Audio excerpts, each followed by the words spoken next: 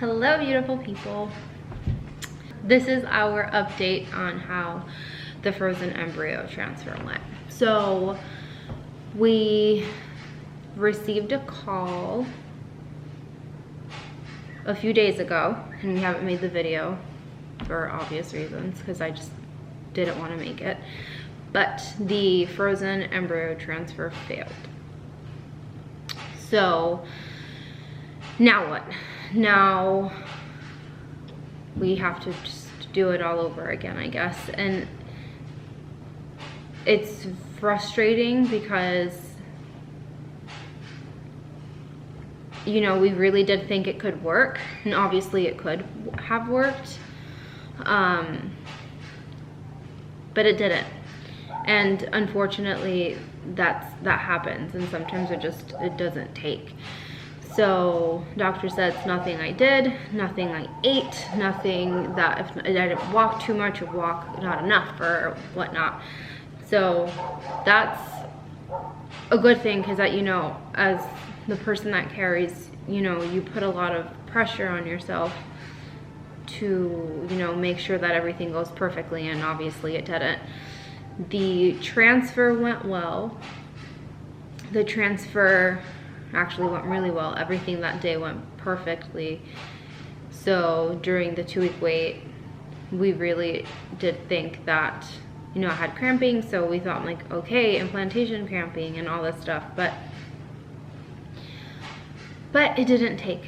We called our little embryo Sprinkle, and our little Sprinkle just didn't want to stay.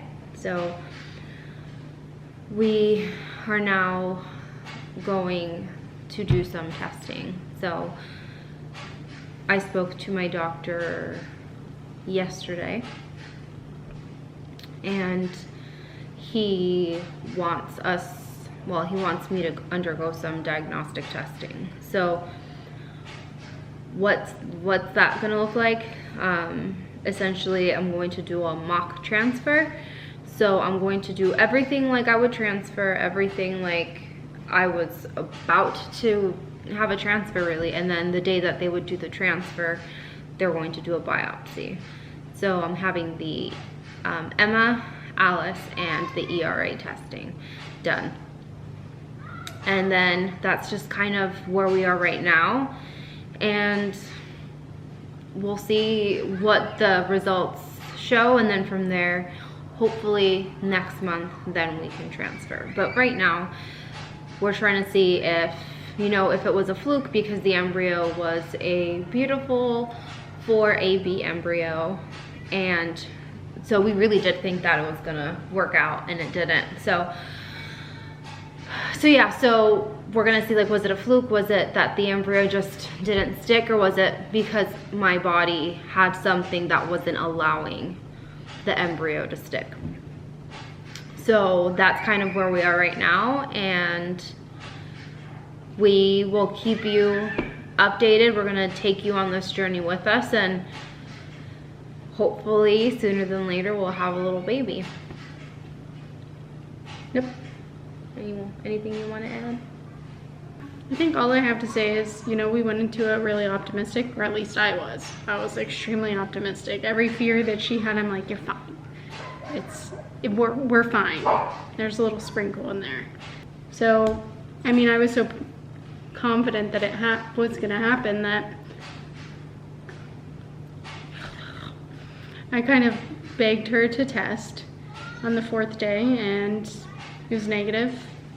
And then she just kind of took it upon herself, couldn't wait. 5th day was negative, 6th day was negative, 7th day was negative, and then the 8th day, you know, I was still positive, but the 8th day she took a test again, and it was negative, and that was the day that we kind of were like, okay, it probably is not gonna happen this time.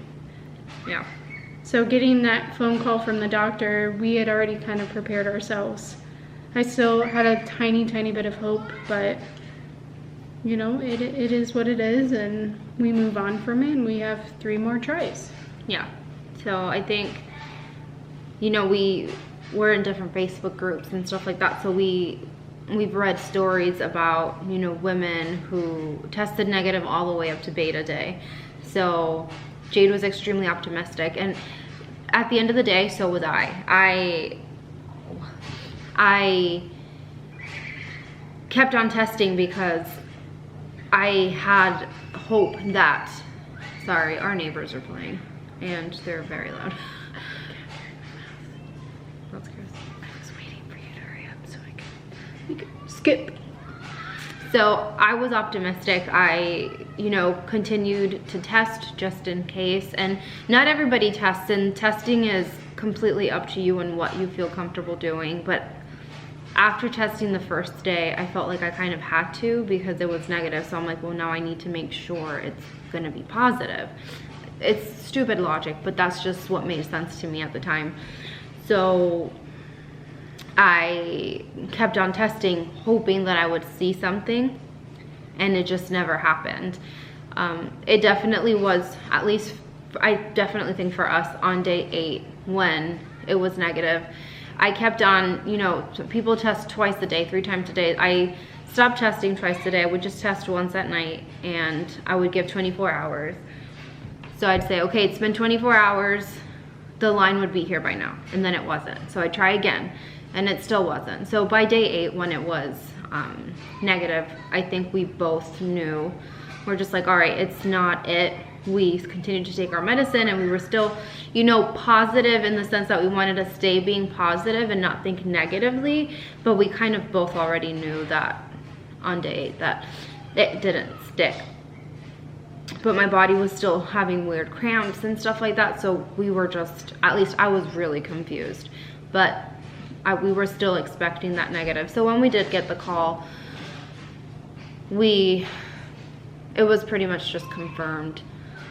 But now we are on to do our testing, and hopefully, I don't even know what I want, to be honest. I don't know if I want there to be something, because if there is something, then that's not good, obviously. But then at the same time, if there is something, then great, then I can fix it.